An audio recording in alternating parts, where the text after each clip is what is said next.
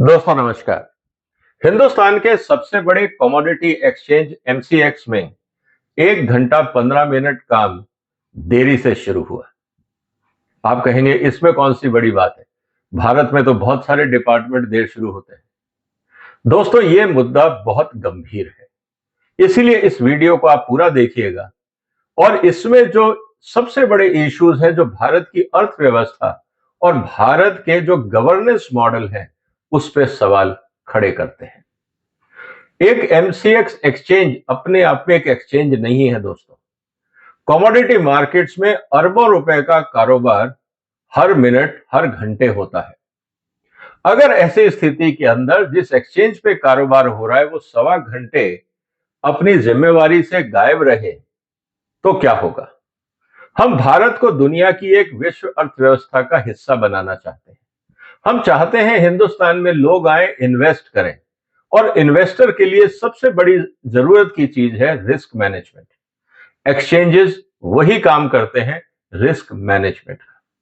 लेकिन अगर आपका रिस्क मैनेजमेंट ही अनरिलायबल हो जाए तो इन्वेस्टर्स क्या करेंगे, यह सोचना बहुत जरूरी है। इसलिए आज की चर्चा जरूरी है। बहुत सारे अखबारों ने, मीडिया चैनल्स ने, ट्यूबर्स ने सिर्फ ये लिख के छोड़ दिया कि एमसीएक्स में ग्लिच था, सवा घंटे काम देरी से हुआ, 10:15 पे सब ठीक ठाक हो गया। यहां तक तो न्यूज ठीक है, लेकिन जो चर्चा मैं आज आपके साथ करने वाला हूं वो ये कि ये जो गड़बड़ हुई, 1 घंटा 15 मिनट तक देश का सबसे बड़ा कमोडिटी एक्सचेंज अगर काम नहीं कर रहा था, ये सिर्फ टेक्निकल ग्लिच नहीं है, ये बहुत बड़ा गवर्नेंस एंड मैनेजमेंट इशू भी है। मैं इसलिए कह रहा हूं क्योंकि एक्सचेंज कैसे चलेंगे और कौन से कानूनों के हिसाब से चलेंगे, इसके ऊपर सेबी की बकायदा पूरी गाइडलाइंस है। अगर आप ध्यान से देखें, guidelines for business continuity plan and disaster recovery of market infrastructure institutions means exchanges, stock exchange या commodity exchange and related organisations like depositories and clearing corporations. अब सवाल इस बात का है कि जब इतनी एलोबरेट गाइडलाइंस हैं तो फिर ये इतना बड़ा हादसा कैसे हो गया। बिल्कुल हम ये कहेंगे कि टेक्निकल ग्लिच था, लेकिन गाइडलाइंस ये कहती है कि ऐसी टेक्निकल ग्लिच को कैसे हैंडल किया जाए, इसके लिए बहुत बड़ा डिटेल्ड गाइडलाइन और दिशा निर्देश है। मैं सारी चीजें नहीं जाऊंगा, जो आपको समझने की है मैं उन चीजों को हाईलाइट करूंगा। Stock exchanges, clearing corporation and depositories, collectively referred as MII, means market infrastructure institutions, shall have in place business continuity plan and disaster recovery system so as to maintain data and transaction integrity. अब सवाल इस बात का है कि क्या MCX का disaster recovery system काम कर रहा था, क्या उनका बिजनेस कंटिन्यूटी प्लान काम कर रहा था, या मैनेजमेंट की नजर से वो चूक गया और सिर्फ कागजों में उन्होंने, क्योंकि मैं इसलिए कह रहा हूं कि इसका ऑडिट होता है हर क्वार्टरली, क्या ये पूरा सिस्टम सिर्फ कागजों पे काम कर रहा था या वास्तव में काम कर रहा था। अगर वास्तव में सिस्टम काम कर रहा होता तो ये सिस्टम आधे घंटे के अंदर अंदर रिकवर हो जाना चाहिए था। 1 घंटा 15 मिनट अगर सिस्टम काम नहीं करता है, ये बहुत सारे सवाल खड़े करता है। ये सिर्फ उस टेक्निकल ऑपरेटर या कंप्यूटर मैनेजमेंट एग्जीक्यूटिव या सुपरवाइजर्स के लिए नहीं है, ये इंक्लूडिंग बोर्ड ऑफ डायरेक्टर तक कई सवाल खड़े करता है, क्योंकि ये कानून में लिखा हुआ है जिसकी चर्चा मैं आपसे करने वाला हूं। The manpower deployed for DRS shall have the same expertise as available in terms of knowledge, awareness of various technologies and procedural system and process relating to all operations such as DRS, NS can function at short notice independently. Short notice 1 घंटा नहीं है, 1 घंटे में तो अरबों रुपए का दाय बाय हो जाता है। इसीलिए कहने का मतलब है कि क्या सेबी या जो बोर्ड ऑफ डायरेक्टर है एमसीएक्स का, खासकर इंडिपेंडेंट डायरेक्टर, ये जानने का प्रयास करेंगे कि पैरेलल सिस्टम जो डीआरएस होना चाहिए था वो क्यों नहीं एक्टिवेट हुआ। अगर एक्टिवेट होता तो 1 घंटा 15 मिनट नहीं लगते, इसका मतलब यह है डिजास्टर रिकवरी प्लान काम नहीं कर रहा था, या डिफंक्ट था, या सिर्फ कागजों में था। इन्वेस्टमेंट जो करने चाहिए थे वो एमसीएक्स ने नहीं किए। ऑडिटर्स, जो इंटरनल ऑडिटर है, जो एक्सटर्नल ऑडिटर है, उनकी भी जवाबदेही बनती है कि आप जवाब दें कि ये सिस्टम क्यों काम नहीं किया। The technical committee of MII shall review the implementation of business continuity plan and disaster recovery policy approved by the governing board of MII on quarterly basis। मैं आपसे यही कह रहा हूं दोस्तों कि जब आप किसी भी तरह का सिस्टम अपना रहे हैं इस देश के अंदर, तो जैसा मैंने कहा कि ये पॉइंट बहुत वैलिड हो जाता है कि जो लोग यहां पे काम कर रहे हैं, क्या वास्तव में उन्होंने बोर्ड की गाइडलाइंस दी? इसीलिए मैं कह रहा हूं कि बोर्ड भी जवाबदेही बनता है। बोर्ड ने गाइडलाइंस अप्रूव करी, इसका मतलब मैनेजमेंट ने फॉलो नहीं किया। तो पहली जिम्मेवारी बोर्ड की मैनेजमेंट से पूछने के लिए कि भाई साहब आप लोग कर क्या रहे थे, क्यों आपका डिजास्टर रिकवरी सिस्टम एक्टिवेट नहीं हुआ। बोर्ड को यह जानकारी अपने शेयर होल्डर्स के साथ शेयर करनी चाहिए। दूसरी बात, MI shall periodically train program to enhance the preparedness and awareness level among its employees, outsourced staff, vendor, etc. Perform as per business continuity policy। आपके पास स्टाफ नहीं है, आप आउटसोर्सिंग करते हैं, करिए, कोई प्रॉब्लम नहीं है, लेकिन क्या आपने उनको as per your policy, as per SEBI guidelines training दी? अगर नहीं दी तो इसके लिए जिम्मेवार कौन है, अकाउंटेबल कौन है, इसको भी इन्वेस्टिगेट करना सेबी को और बोर्ड को जरूरी है। अब इसके अलावा जो इंपॉर्टेंट एक पॉइंट है जिसको मैं कहना चाहूंगा, MII should test such switchover functionality by conditioning anonymous live trading from its DRS for at least 1 in every 6 months। Point ये है कि जैसे हम, आपको याद होगा ना दोस्तों, बिल्डिंगों के अंदर हम फायर ब्रिगेड डिपार्टमेंट की तरफ से फायर ड्रिल का ट्रायल लेते हैं कि हमारे सारे फायर सिस्टम काम कर रहे हैं, लिफ्टें कैसे काम करेंगी, जो फायर एक्सटिंग्विशर है वो मिल रहे हैं, नहीं मिल रहे हैं, सब चीजों की ड्रिल होती है। इसी तरह से MII में भी ड्रिल होती है। क्या ये ड्रिल हुई? अगर हुई तो फिर जब जरूरत पड़ी तो फेल क्यों हुई? और जब ड्रिल हुई तो किसने कंडक्ट करी, कैसे कंडक्ट करी, थर्ड पार्टी किसी ने ऑडिट किया या नहीं, इसकी जांच बोर्ड और सेबी दोनों को करनी चाहिए। कहीं सिर्फ पेपर वर्क, खाना पूरी तो नहीं है, इस बात को भी हमें समझना होगा। इसके अलावा एक और जो पॉइंट है जिसको हमें ध्यान देना है, in the event of disruption of any और one more of critical systems as defined below, the MI shall within 30 minutes of the incident shall declare the incident as disaster। क्या डिजास्टर डिक्लेयर किया MCX ने as per SEBI guidelines? क्या इसको disaster declare किया? और नहीं किया और सिर्फ ये कहना कि सर टेक्निकल ग्लिच है, ये आप गंभीरता को डाइल्यूट कर रहे हैं। इसका मतलब आप गंभीरता को सीरियसली नहीं ले रहे हैं। मैनेजमेंट को जवाब देना चाहिए, वहां के जो भी KMPs हैं, सीनियर मैनेजमेंट के लोग हैं, उनको जवाब देना चाहिए कि आप अपनी मर्जी से उसको सिर्फ टेक्निकल ग्लिच बोल सकते हो, जबकि कानून के हिसाब से ये डिजास्टर है। और अखबारों ने भी क्या किया है, टेक्निकल ग्लिच लिखा है, क्योंकि शायद जो रिपोर्टर्स हैं उनको भी नहीं पता कि देश के कानून या सेबी की गाइडलाइंस क्या कहती है। ये है level of ignorance even in our media section।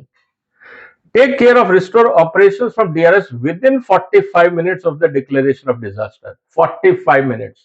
पहली बात तो आपने उसको डिजास्टर डिक्लेयर नहीं किया, उसके अलावा 1 घंटा 15 मिनट तक आपका सिस्टम काम नहीं किया, जबकि 45 मिनट में जो आपका अल्टरनेट डिजास्टर रिकवरी सिस्टम है वो एक्टिवेट हो जाना चाहिए था, वो भी नहीं हुआ। तो ये एक छोटा घटनाक्रम नहीं है दोस्तों, ये एक बहुत बड़ी समस्या है जो देश के फंक्शनिंग के ऊपर बहुत बड़ा सवाल उठाती है। MI should also ensure the recovery point objective, the maximum tolerable period for such data might be lost due to major incidents shall be 15 minutes। कोई भी डेटा 15 मिनट से ज्यादा का अगर होता है तो वो वेस्ट नहीं जाना चाहिए, अनरिकॉर्डेड नहीं जाना चाहिए। यहां 1 घंटा 15 मिनट हुआ। ये 5 गुना ज्यादा डिजास्टर की बात है, कम नहीं है। अब हम आगे की बात करते हैं कि ये क्या रोका जा सकता था? बिल्कुल रोका जा सकता था।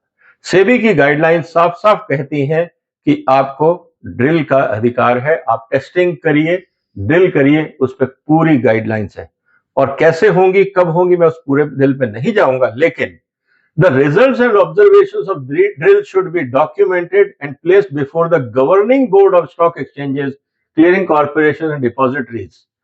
अब सवाल इस बात का है कि क्या इस ड्रिल की जानकारी बोर्ड ऑफ डायरेक्टर्स को दी गई? अगर हां, तो बोर्ड ऑफ डायरेक्टर्स को यह जानकारी सार्वजनिक करनी चाहिए, शेयर होल्डर्स को बताना चाहिए, क्योंकि इससे पूरी संस्था के ऊपर सवाल खड़ा हो गया है कि आफ्टर ऑल एक नहीं, ये मल्टीपल फेलियर्स है। क्या ये ड्रिल भी हुई थी या नहीं, ये जांच भी ऑर्गेनाइजेशन के ऑडिटर्स को, बोर्ड ऑफ डायरेक्टर्स को और सेबी को करनी चाहिए, और शेयर होल्डर्स को शायद उसकी डिमांड भी करनी चाहिए।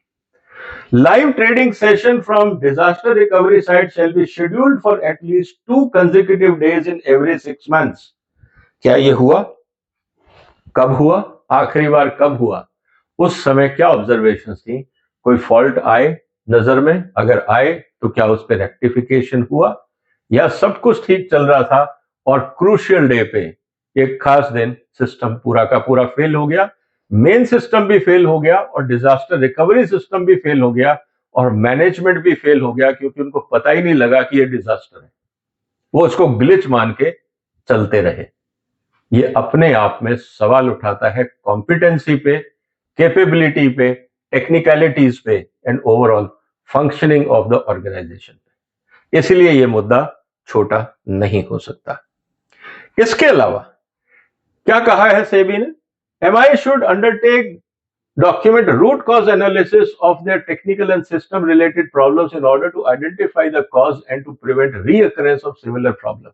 ये तो पोस्टमार्टम है, लेकिन ये ग्लिचेस पहली बार नहीं हुए। आप एमसीएक्स की साइट पर जाके देखिए, ये फ्रीक्वेंट प्रॉब्लम है ग्लिचेस की। तो पॉइंट ये है कि फिर ये रेक्टिफाई क्यों नहीं हो रहे?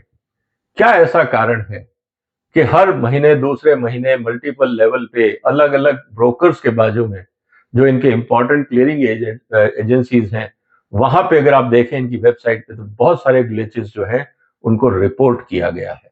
अब सवाल इस बात का है कि रूट कॉज एनालिसिस रिपोर्ट क्या सेबी और बोर्ड ऑफ डायरेक्टर्स इसकी स्टडी करेगा और बताएगा कि आगे ना हो? ये इंपॉर्टेंट है।